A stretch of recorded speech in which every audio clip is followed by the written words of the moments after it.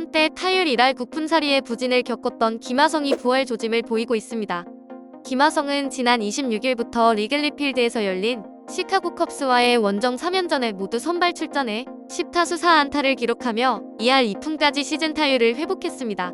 때마침 상대팀 시카고 컵스의 4번 타자이자 일본 야구 국가대표팀의 4번 타자이기도 한 스즈키 세이야에게는 본의 아니게 악마와도 같은 강인한 인상을 심어주기도 했는데요. 오늘은 시카고에서 반등에 성공한 김하성과 귀신에 홀린 것처럼 속수무책으로 당할 수밖에 없었던 스즈키 세이야에 대한 이야기를 전달해 드릴게요.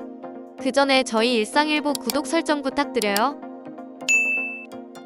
잠깐 시간을 거슬러 올라가 지난 시즌 페코파크에서 열린 샌디에이고와 필라델피아의 내셔널리그 챔피언십 시리즈 2차전 얘기를 먼저 꺼내볼까 합니다. 이날 역시 7번 유격수 선발 자리에 이름을 올린 김하성은 3타수 1안타 1볼넷 1득점을 올리며 팀 승리에 큰 공헌을 했는데요. 하지만 문제는 다른 곳에서 벌어졌습니다. 이날 경기는 현지 매체인 폭스스포츠가 중계를 하고 있었고 메이저리그 통산 213승 155패 154세이브 평균 자책점 3.33을 기록해 명예의 전당에 헌액된 투수인 존 스몰츠가 해설위원을 맡았는데요.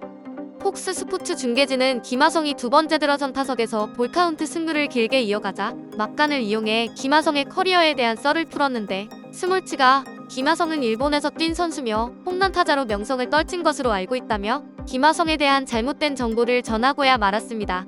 다행히 김하성이 이날 경기의 마지막 타석에 들어설 때 폭스 스포츠 중계진은 김하성은 KBO 리그에서 7시즌 동안 활약한 선수라며 앞서 잘못 전달한 정보를 뒤늦게나마 정정하긴 했지만 2022년에도 야구 종주국인 미국에서 한국 야구에 대한 인상이 미약하다는 것을 알게 된 충격적인 계기였습니다. 특히 김하성이 미국으로 건너간 첫 시즌도 아니고 골드글러브 최종 후보 3인에 오르며 메이저리그 두 번째 시즌을 성공적으로 마무리하고 있는 포스트 시즌 현장이었기에 문제는 더욱 심각해 보였죠. 하지만 이번 시카고 컵스와의 3연전을 통해 김하성이 안타, 도루, 호수비로 이어지는 공수 양면에서의 완벽한 활약을 보여줌으로써 7시즌에 걸쳐 본인이 한국에서 연마한 다이내믹한 플레이 스타일을 뽐낼 수 있게 되었는데요. 더군다나 상대팀 우익수 포지션에 위치한 일본 국가대표 4번 타자 스즈키 세이야 앞에서 말입니다. 스즈키 세이야는 일본 프로야구 히로시마 도요카프에서 9시즌 동안 통산 타율 3할 1푼 182홈런을 기록한 일본의 대표 우타 거포 외야수로 일본에서의 마지막 시즌에서도 132경기에 출장해 타율 3할 1푼 7리, 38홈런, 88타점, OPS 1.072의 빼어난 성적을 올리고 5년 8,500만 달러에 달하는 대형 계약을 통해 시카고 컵스와 연을 맺었는데요. 시카고 컵스와의 3연전 중 첫 번째 경기의 마지막 타석에서 중견수 앞 안타를 치며 타격감을 조율했던 김하성은 나머지 두 경기에서 3안타를 몰아쳤는데 이 타구는 모두 스즈키 세이야 앞에 떨어지는 우익수 방면 안타였습니다. 그리고 김하성은 안타를 치고 1루에 출루할 때마다 꼬박꼬박 도루까지 적립했는데요. 스즈키 세이야 앞으로 밀어쳐 만든 우익수 방면 단타들은 김하성의 발로 금세 장타로 둔갑해버렸습니다. 장타를 마구 생산해내길 바라는 간절한 마음으로 시카고 컵스 단장이 직접 데려온 스즈키 세이야가 올 시즌 단 한 개의 홈런에 3할대에 그치는 빈약한 장타율을 보이는 것에 비해 내야 유틸리티 김하성의 플레이가 결과적으로 거포에 더 가까웠습니다. 그리고 보기에도 더욱 화려했고 팬들의 열광을 이끌어내기에 충분했죠. 그나마 2할 8푼대의 타율은 유지하며 안타 생산은 꾸준하게 이어가고 있었던 스즈키 세이야는 이번 시리즈에서는 12타수 2안타의 빈공에 허덕였는데요. 이번에는 수비에서 김하성이 스즈키 세이야의 앞길을 막았기 때문입니다. 김하성은 이번 3연전 중 두 번째 경기 8회 초 1사 1루에서 스즈키 세이야의 안타성 타구를 다이빙 캐치해 2루로 정확하게 송구하는 호수비를 펼쳤는데요. 스즈키 세이야 입장에선 안타를 도둑 맞은 것과 다름없는 슈퍼플레이였습니다. 이를 해낸 김하성도 가감없이 격한 세레머니를 펼칠 수 있었던 이 날의 명장면이었죠. 특히나 공수 전환 후 곧바로 이어진 샌디에이고의 공격에서 선두 타자로 출전한 김하성이 바로 스즈키 세이야 앞으로 타구를 보내 안타를 기록했으니 스즈키 세이야 입장에선 정말 뒤통수를 한 대 때리고 싶을 정도로 김하성에게 약이 바짝 올랐을 것 같은데요. 심지어 크로넨워스가 때려낸 플라이에도 김하성은 3루로 태그업해 진루에 성공했는데 이 플라이볼도 역시 우익수 방면, 즉 스즈키 세이야가 허용한 추가 진루였습니다. 다음날 경기에서도 양상은 비슷했습니다. 5회 1사 1, 3루의 위기 상황에서 스즈키 세이야는 높은 퍼플라이 타구를 때려냈는데요. 워낙 햇빛이 강했던 날이었고 전날 김하성의 호수비에 막혀 간만에 멀티히트 달성에 실패한 스즈키 세이야 입장에서는 충분히 행운의 안타와 타점을 간절히 염원할 수도 있었던 상황이었습니다. 타구를 따라가던 김하성도 이미 고글을 착용하긴 했지만 손으로도 해를 가려야 할 만큼 위태위태한 모습을 보이기도 했고요.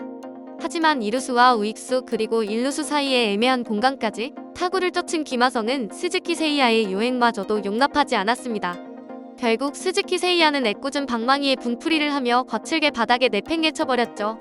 수비에서는 절대 안타는 허용하지 않으면서도 공격에서는 꼭 본인 방향으로 안타를 꼬박꼬박 정립하는 김하성의 모습이 스즈키 세이야에게는 악몽 그 자체로 남았을 것 같은데요. 3경기 연속 안타를 신고한 김하성의 시즌 타율은 1할 9푼4리에서 2할 2푼으로 상승했습니다.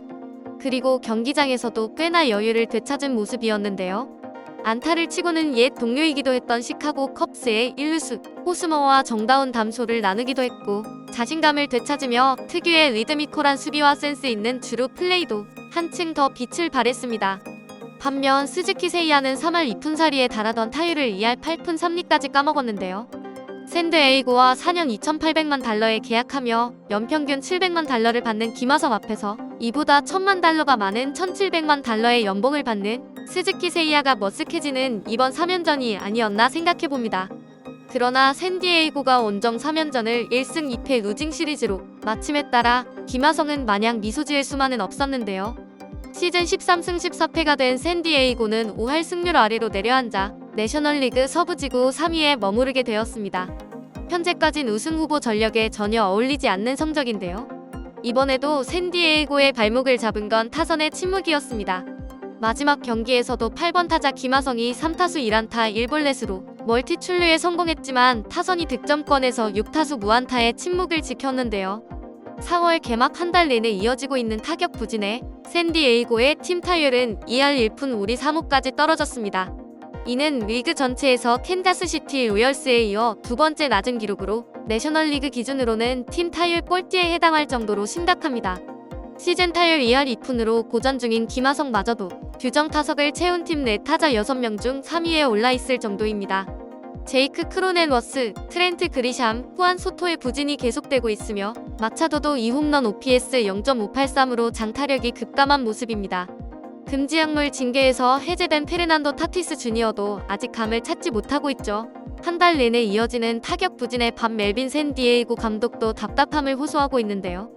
하루 휴식을 취한 뒤 멕시코에서 샌프란시스코 자이언츠와 2연전을 펼치는 샌디에이고가 살아난 김하성과 함께 상승세로 전환할 수 있을까요?